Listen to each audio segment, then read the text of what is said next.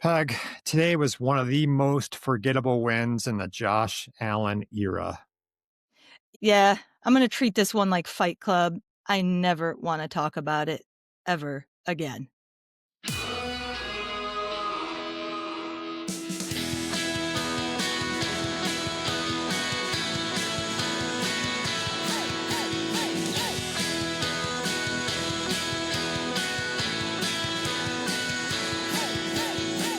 Coming to you from the great Southwest and Central New York, a brother and sister from the same mother and mister, Patrick Newell and Peg Newell, your hosts of Bill's Bloodline.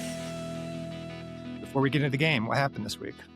This week there's some, a little bit of news in Bill's world. We signed from the unfortunate debacle of the Miami Dolphins, even though they beat us this year. We signed Matt Judon. Pat, a lot of people on the message boards were really excited about this. They were saying anything can be better than what we have right now in Sanders. But what do you think about the signing of Judon, Pat? Well, I kind of think of Judon about in the same vein. I think of udon noodles, which is not much, but as you could see today, other than Rousseau and a tipped Bosa pass from Shadir Sanders, we don't get much from the pass rush. So he has a pulse. He has some history. A couple years ago, he had multiple sacks. Nothing this year, but if he can give us a little bit of life on the defensive end as our third or fourth rotational player, I'll take it. Whatever he has left, if it's going to help us, I'll take it because right now we're getting almost nothing outside of the occasional coverage sack. Yeah, yeah. Four-time Pro Bowler, Matt Judon, and as we know, with the udon joke, with the right ingredients and the right spices, right, collectively can get spicy. But collectively it could be good. Maybe there's new life. Jordan Poyer looked really good today. We'll get into that later.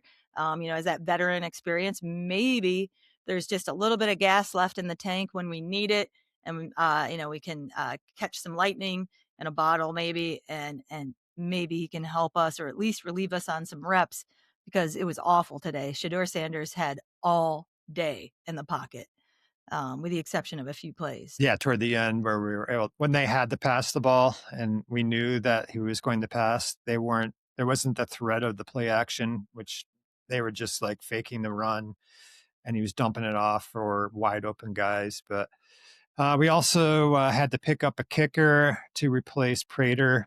Matt Prater has a quad injury. He's going to miss hopefully no more than today because we signed Michael Badgley and he was terrible from what I could see. He made Yeah. a couple extra points, but when we had a chance to kick a insurance points field goal, we decided to go for it.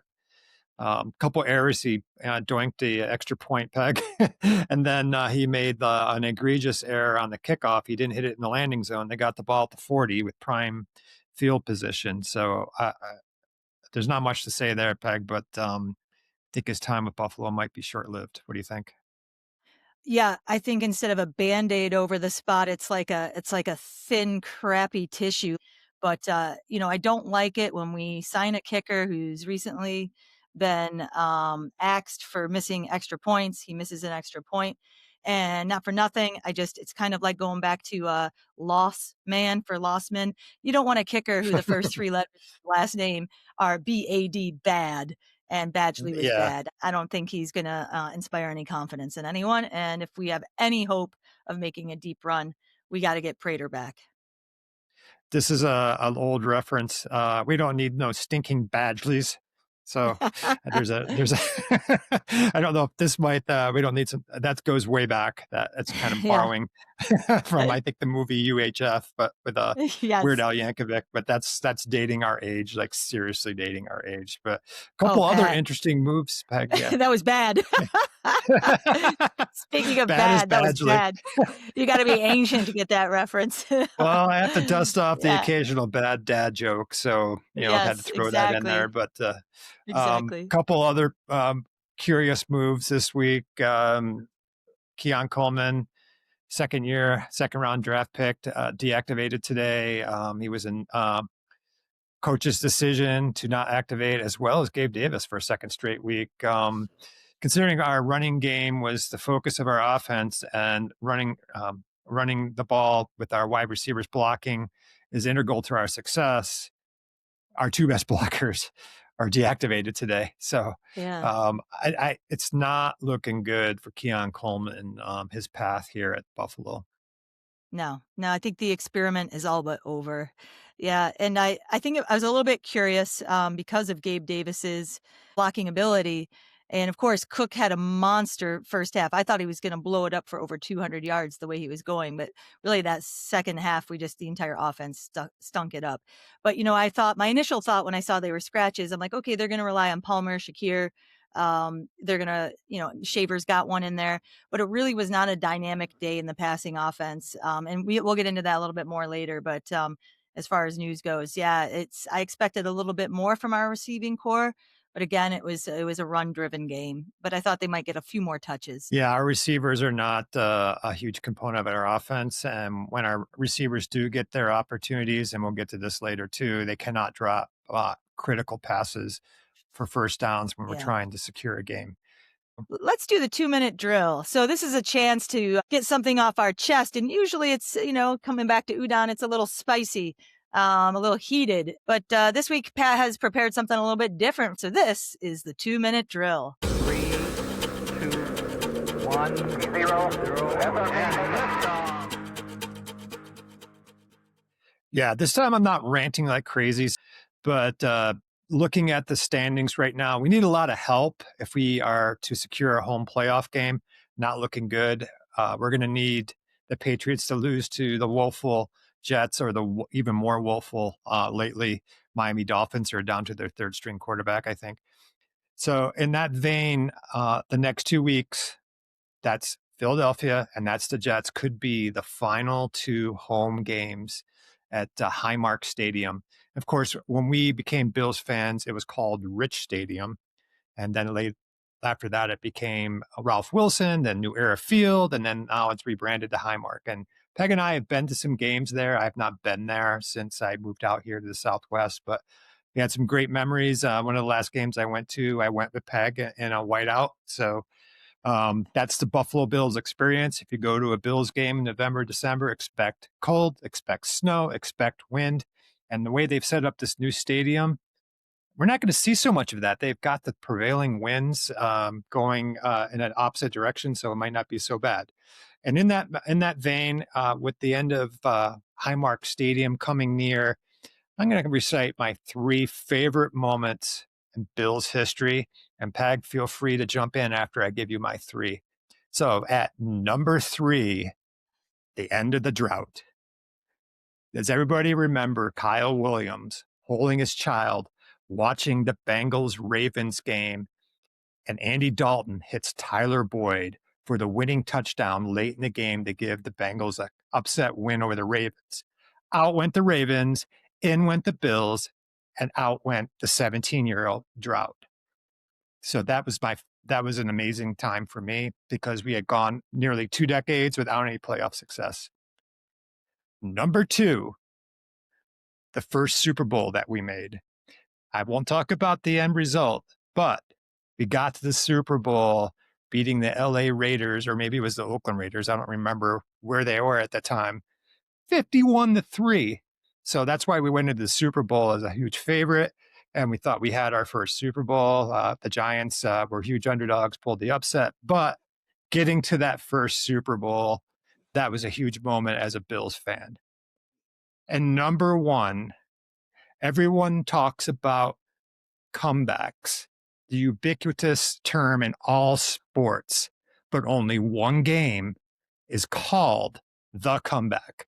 And that was the Bills' comeback victory in 1993 over the Houston Oilers. Down 35-3, backup quarterback Frank Reich and backup running back Kenneth Davis led the way back, and almost everything that could have gone right for us went right. We had a mistaken onside kick that we recovered. It was just Steve Christie miskicked it. We recovered that. Don Beebe steps out of bounds, comes back in bounds. The refs miss it. He scores a touchdown. A tip pass goes into an interception, and all of a sudden we have this amazing win. So that was my favorite memory. 1993, young Bills fan, couple years out of college, And that was the last year that we made the Super Bowl, or the next to last year, I think it was, that we made the Super Bowl. So those are my 3 favorite memories. That's my 2-minute drill. Peg, did I leave anything out? Oh my goodness. When you had kind of mentioned that you were interested in doing this, you didn't tell me what your top 3 would be. And Yeah, I I started to want you think to about react to it mine. live. Yes, exactly. The comeback with Frank Reich is, I remember sitting on our parents' couch. We had this roaring wood stove that would just like you could wear a t-shirt and a tank top in the dead of winter in our parents' basement. It was great. I loved it. Just sitting down there watching football after a big Sunday meal, and was ready just to turn it off and just go away and just say, "Oh, it's done." Something kept me on that couch. Something said, "I'll just hang in there," the number of times I've done that, especially even recently with Josh Allen, a couple of times this season, I've been like, "Oh, it's over, it's over," but it's never really, really over. And that game was amazing with Frank Reich. The 51-3 win against the Raiders, that was also in my top 3. Loved that game. Just an amazing memory at the stadium. And there are a lot of memories. There are a few things I can't say on air. Something was thrown on the field once. has nothing to do with winning, and has more to do with our passionate, wild, crazy fans. Which, as Pat mentioned, that is actually my top 1 memory, was when we went to that game and it was an absolute blizzard. There's nothing like being in Orchard Park in a blizzard. I loved every minute of it. So a lot of great memories, Pat. Yeah, every cliche that you could think of about Buffalo weather, the snow, the wind, the cold, and how it affects, the players on the field, in addition to how it affects the fans. There were people there. It was probably 0 degrees of the windshield with their shirts off, which is how Yeah. crazy Bills Mafia fans. Um, Getting back to the comeback, I wanted to say one quick thing. I wasn't sure if I was going to leave or if I was going to stay. Yeah. And then we had that miraculous, really weird. Steve Christie recovered his own onside kick, but he miskicked it. It was never intended to be an onside kick. That's what Marv Levy said afterward. So unintentional Amazing. onside kick that we recovered. We score again quickly. Now it's 35-17. Okay, now I'm sitting down because, it's still like we have half the third quarter to go. We're only down, 35-17. So Yeah. that Yeah. that game, we came Yeah. back from 32 points down. It's the largest comeback in playoff history, and the second largest overall in history. Yeah, that was. We're talking about the good times, and Yeah. unfortunately, we got to get to this. I don't even want to Yes. say the word, the stinker of a win over the Cleveland Browns. We came in 10-point Yes. favorites. Peg, we're up 10 at the halftime. We're running like crazy, and then we just put up a huge dud the second half. Yeah. You are listening to Bill's Bloodline. Yeah. Let's get into the game. So Yeah. Yeah.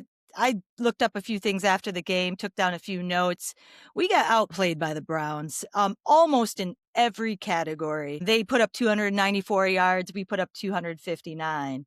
They had 22 first downs. We had 16. About the same, 5 penalties, roughly 35 yards. We were 2 for 8 on third downs. They were 8 of 14.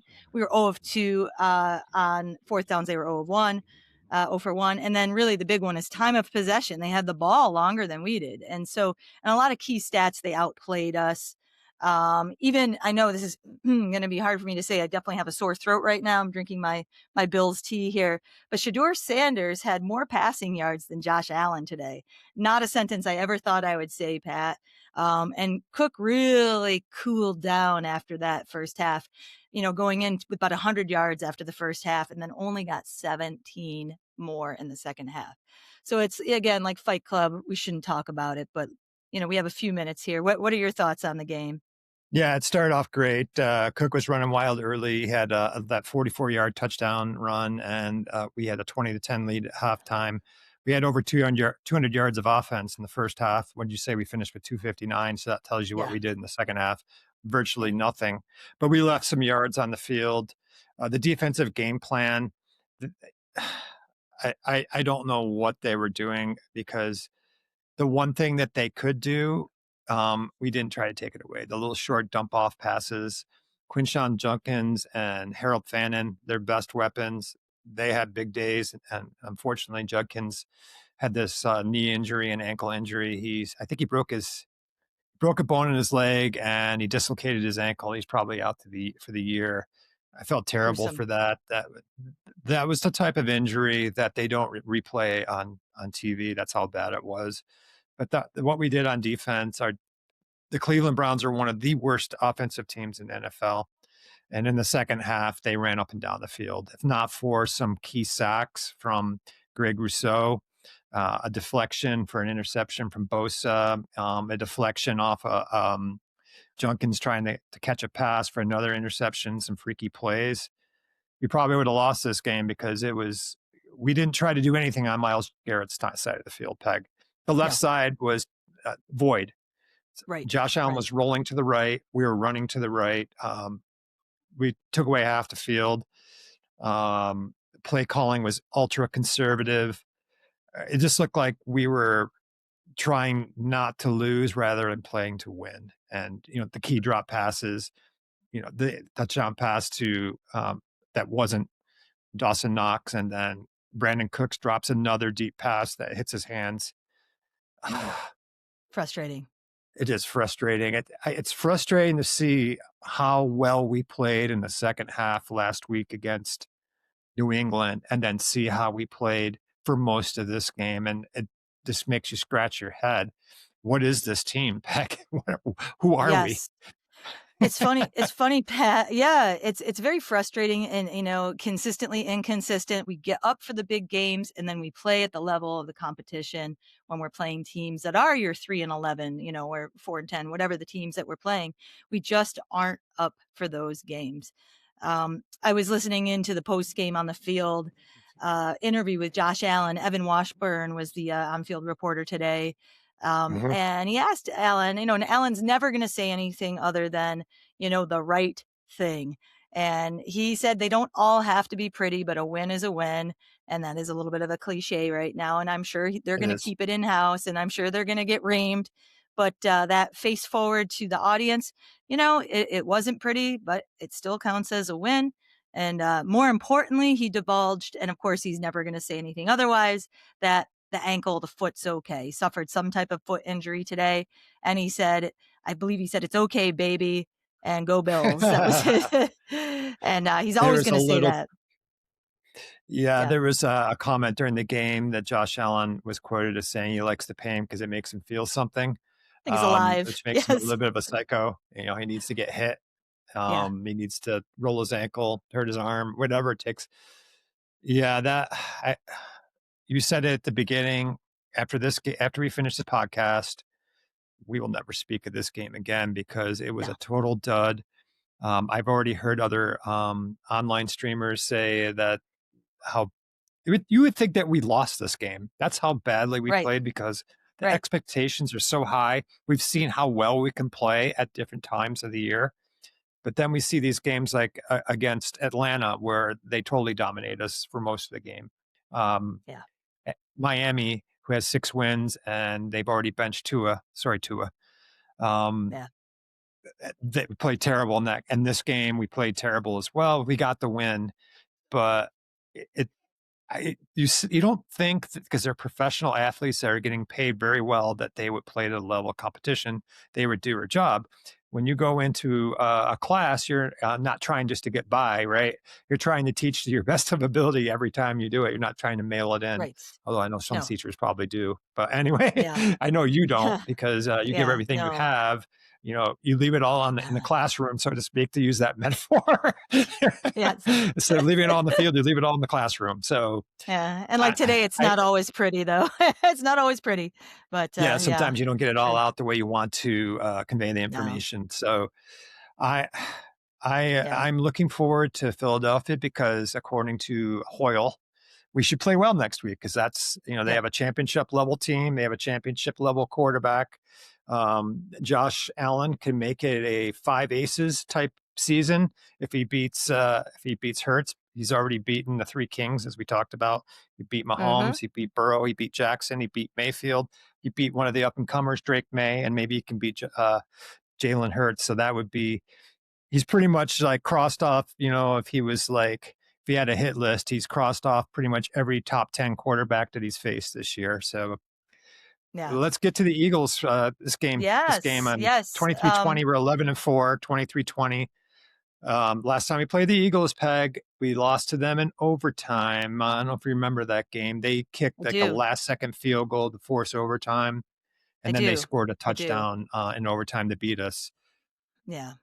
Well, if it bodes true in terms of playing to the level of the competition, this means that they're going to give them a fight. I'm very much concerned about our ability to stop the run, especially Saquon Barkley. He lit it up again. I love how his career has been rejuvenated since leaving the Giants.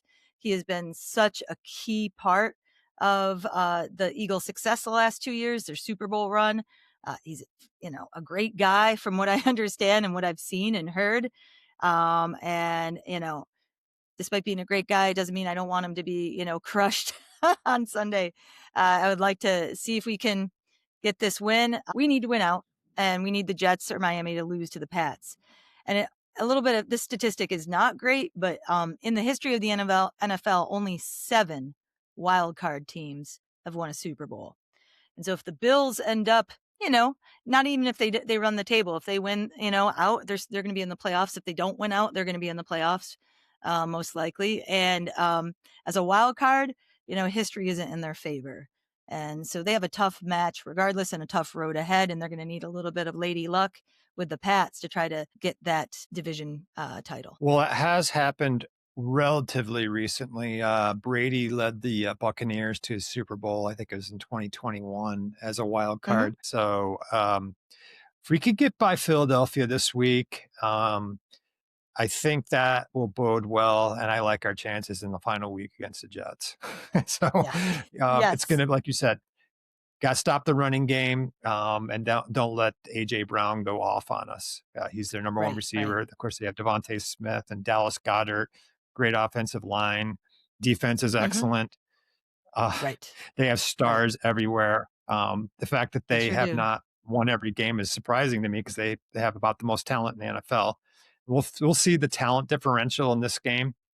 But, we have Josh Allen. So that's the great equalizer if he decides to if he decides to play like Josh Allen and not like he did today. Yeah, hopefully they play to the level of competition. And we do have the second best passing defense in the NFL right now. And so people know that. So they're just running up on us. So we've got to do something. Stack the box. I'm not sure. But it will be whatever a good game nonetheless. Yeah, whatever it takes. Peg, I'll ask you one quick question about that. Sure. And maybe you don't have an answer. I was talking to one of my buddies out here who I text with during games, and this might be an existential question, but because there is no real answer to it. It's more of theory and what you really think. But he says, what do we have to do to stop the running game of the other team?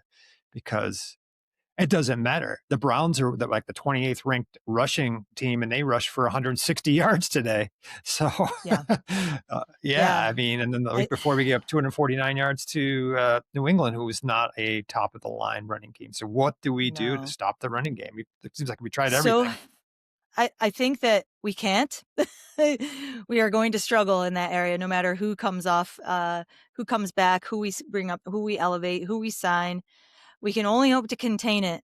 And then things like today with Bosa getting, and the previous week, knocking down Drake May's pass. This week, tipping Shedeur Sanders' pass, and we get the interception. I think what we need is to have this confluence of a little bit of pressure.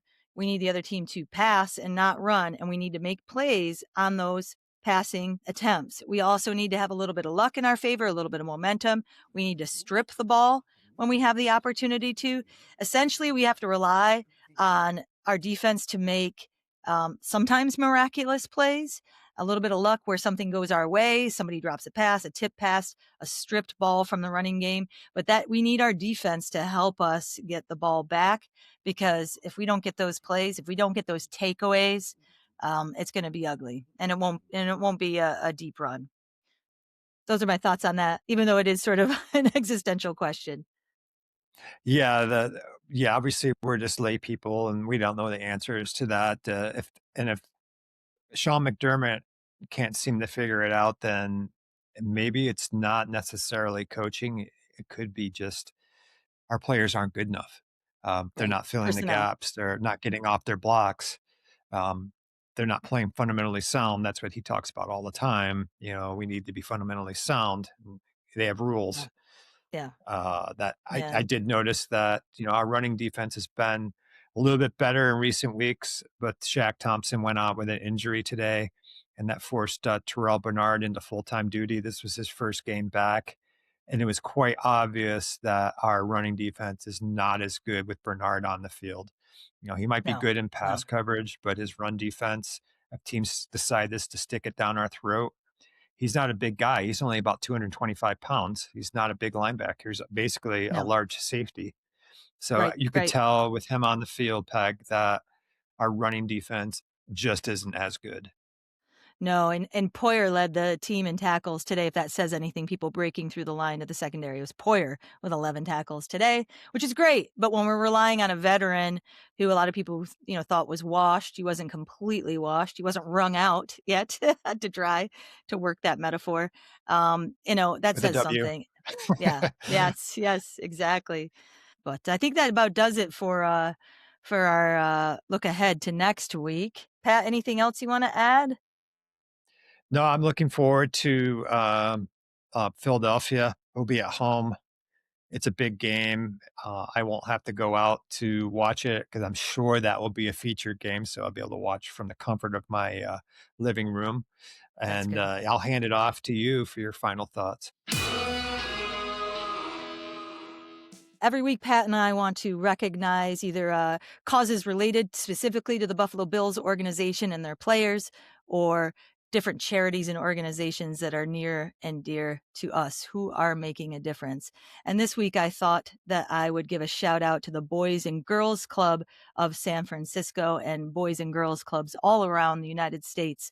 Ray Davis, right now, the resurgence of Ray Davis. I'm not sure because there's still a lot of games left to be played, but right now I believe he's leading the league in kickoff return average. And Ray Davis has a really interesting story. It's one of overcoming extreme childhood instability, homelessness, and foster care in San Francisco.